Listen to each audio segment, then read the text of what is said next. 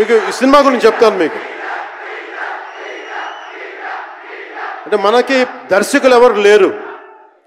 నన్ను అందరూ కూడా ఈ రీమేక్ చేస్తే వీడితో పని అయిపోతే డబ్బులు వస్తాయి, వీడికి రీమేక్ చేస్తే డబ్బులు వస్తాయి. మధ్యలో నేను చేసిన పాపం వల్ల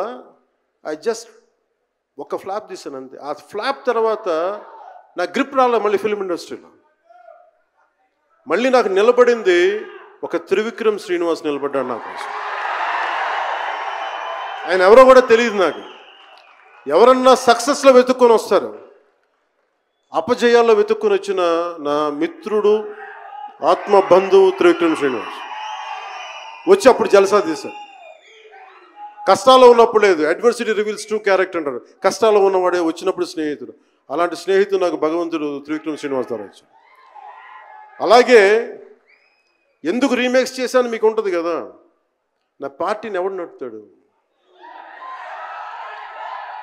కొత్త కథలు తీస్తే ఎప్పుడో వెళ్ళిపోద్ది.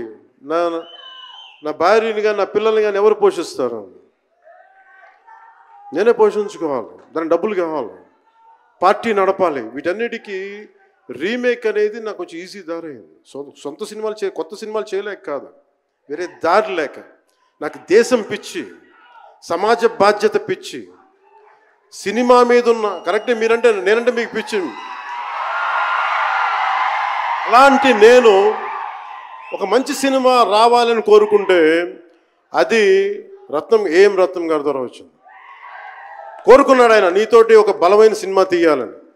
ఏదో ఆయన కూడా ముందు రీమేక్ వచ్చారు, అవి అటు ఇటు తిరిగి యాక్చువల్గా క్రిష్ గారి వల్ల ఈ సినిమా వచ్చింది. ముందు జాగర్లమూడి క్రిష్ గారికి మనందరం ముందుగా కరతాళ ధ్వనుల ద్వారా చాలా బలంగా తెలియజేయాలి.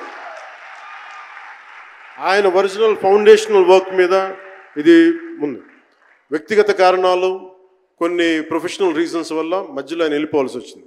ఈ సినిమాకి 2 కరోనా వచ్చినాయి, 2 కరోనా వేవ్స్ కొట్టినాయి. దాని మధ్యలో నలిగిపోయింది సినిమా.